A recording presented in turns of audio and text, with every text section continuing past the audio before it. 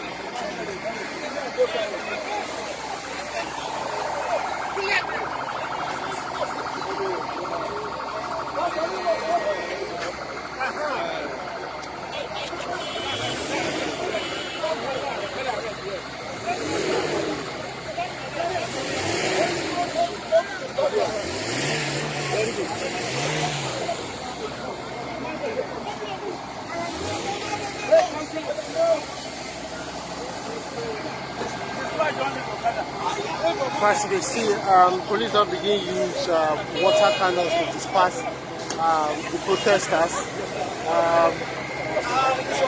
Go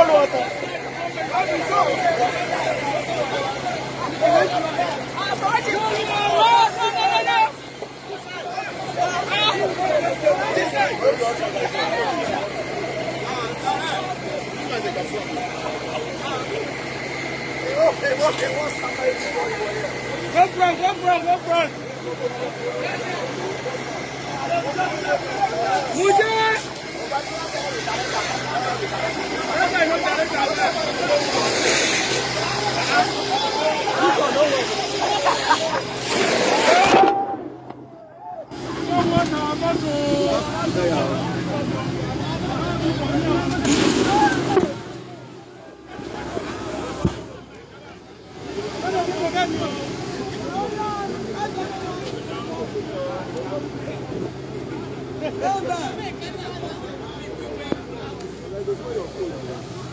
So it's water.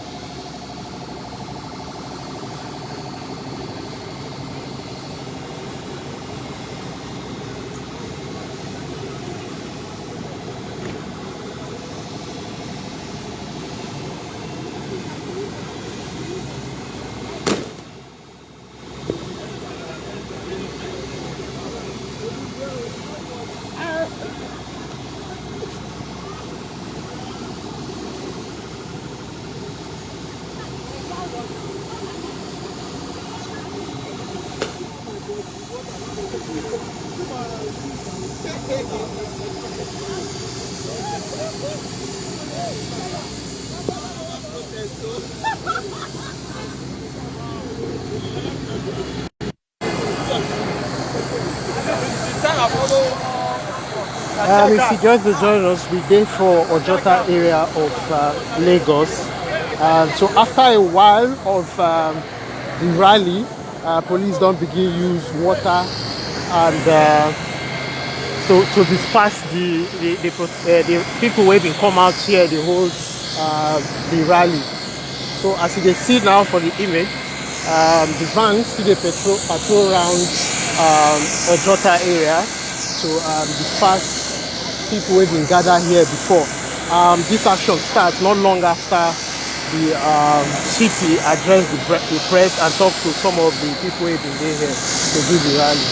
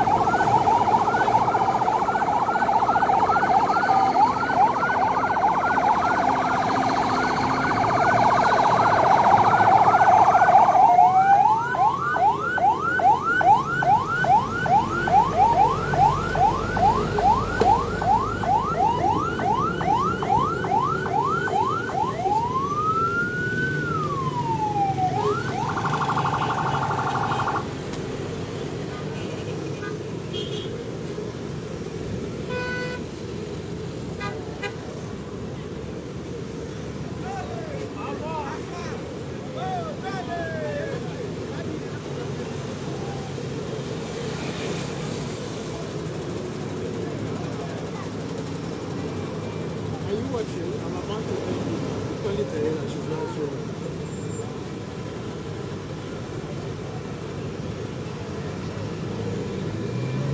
Nothing.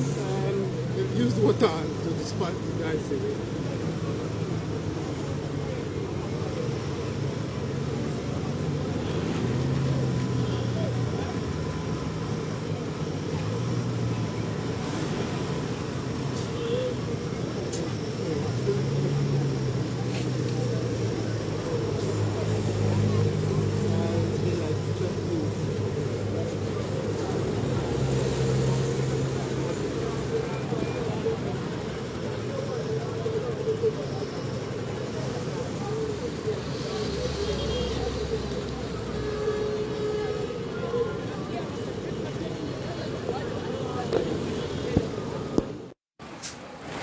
Alright, if you just join us, this is BBC News Pidgin Facebook Live from Ojota area of Lagos.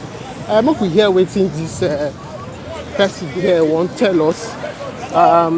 Moments ago, police used water to chase people who been gathered from here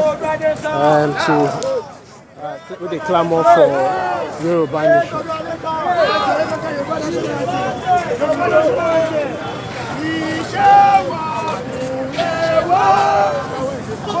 Sorry.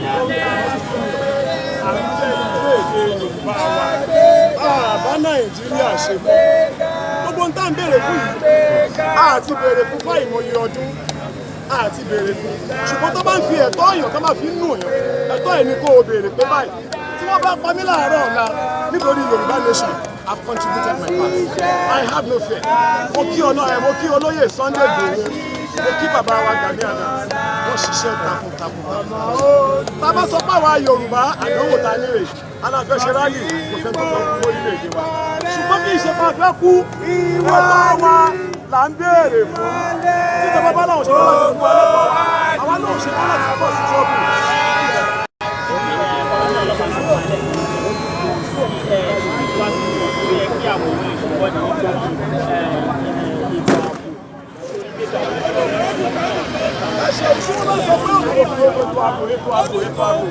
Ṣé wọ́n fún àwọn adájọ́ mọ̀ ọ̀dún lábò? Àwọn náà ní citizen tí wọ́n fi yẹ kán fún ní ààbò. Wọ́n padà fún alábò náà ló jẹ́ ká sọ̀rọ̀ yìí. Tó bá wá ń sọ̀rọ̀ ètò ààbò, àwọn ọ̀nà fúnlé sàbò. Ṣé Fúlàní náà fẹ́ fúnlé tó ààbò? They cannot. Ìpínlẹ̀ ta ni wá tí wọ́n dá wa mọ̀ Yíbò, Yorùbá, Haúsá. Ẹ̀tọ́ wọn ni kó fún wa ní tó bá máa fún wa. Àdúrà àwọn àgbà inú wa dùn ara wa yá o. Ara wa ò ní yáyà òbí. Gbogbo ń tá a bá ṣe àṣegbè ni. Ikú kì í pẹ̀tà lójú rẹ̀. Ikú tó máa pàgbà tá ní pẹ̀tà. Tí àwọn kan bá lè fi tí Abíọ́lá bá lè fi ẹ̀jẹ̀ ẹlẹ̀. Tó fi ẹ̀jẹ̀ ẹlẹ̀. Tó fi ẹ̀jẹ̀ ẹlẹ̀ tó fún wa. Jésù fẹ̀jẹ̀. Bẹ́ẹ̀ni kò yé òkú ikú kúkú kan. Nígbà yẹ iye. Ọmọ sọ́nàbù wọláàkì ṣubí àlẹ́ wọ́n máa rú wọn lójú. Wọ́n máa gba Yorùbá nation náà bó ṣe jẹ́ Okay, as it be so, it be like more and more dignitaries then they come the venue of the rally. As they see, even though police don't use water for some sort of people who have been there before, more and more people see the turn up for here. We don't see a couple of dignitaries where don't land for the venue of the rally.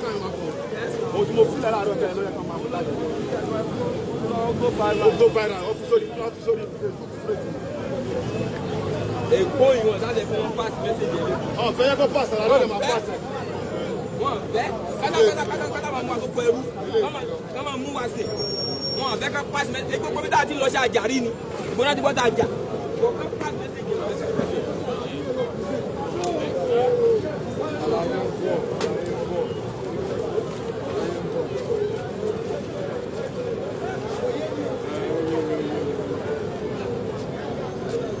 The one that they burn the house now. People dey inside the house they sleep. They don't go tell them something. They don't burn the house. They don't unless they are not happy.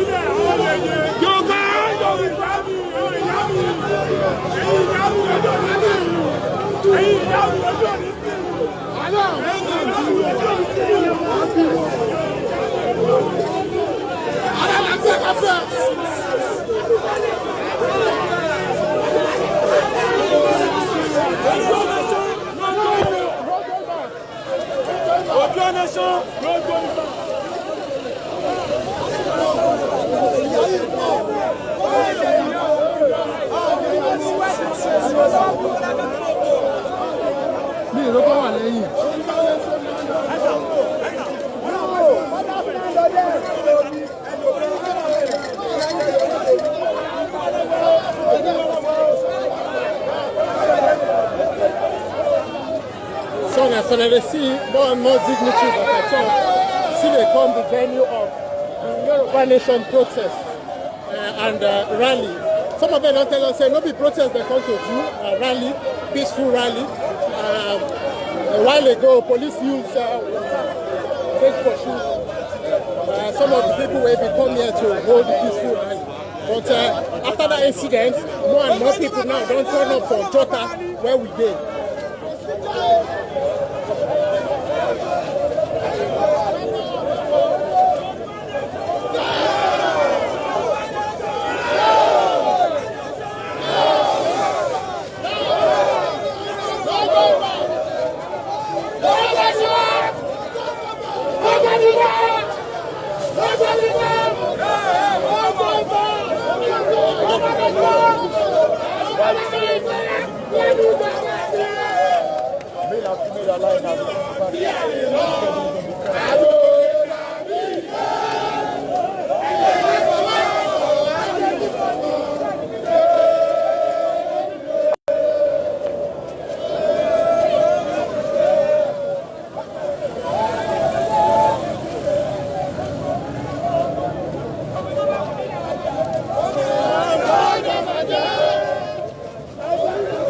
Now they protest the waka, they go for the place where police then they waka, they go where police they.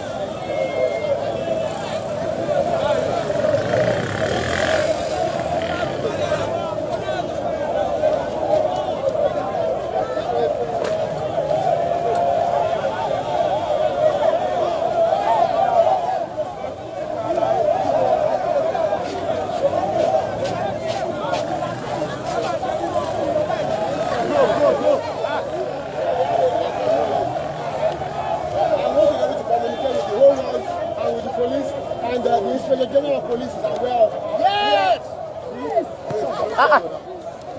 We are peaceful people and we are ready to cooperate with the police. We need you to protect us. It will be a very peaceful rally. There's no need to shoot tear gas. There's no need to shoot a gun. We are people of peace. What's your name, That's sir? why, don't run from us. We will not run from you. But let us cooperate together to make this a successful rally. Please, we don't have anything against the police. The police are our people. We don't have anything against the army. The army are our people.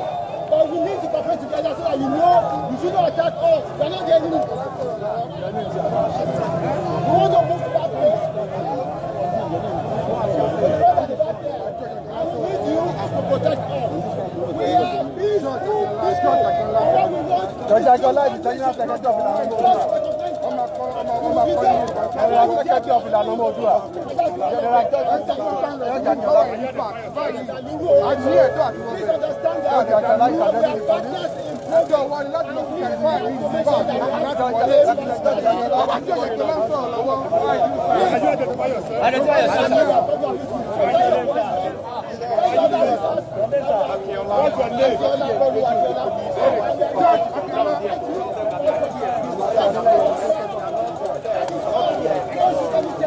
make to stop anything that if they are requesting that the police actually guide them so that once that they want to have not go violence.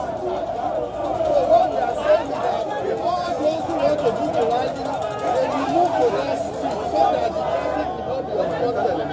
They will move to that street and do the rally there so that the road will be free.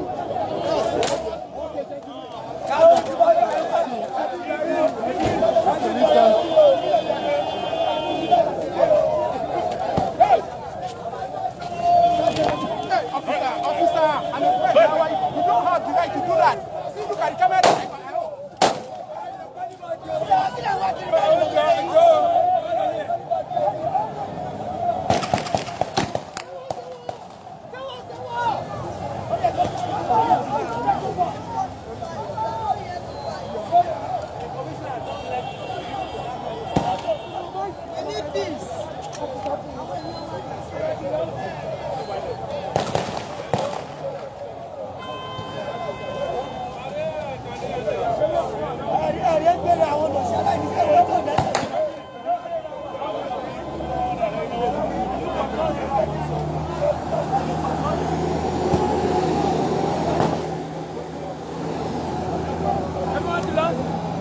Everyone, I got spying down.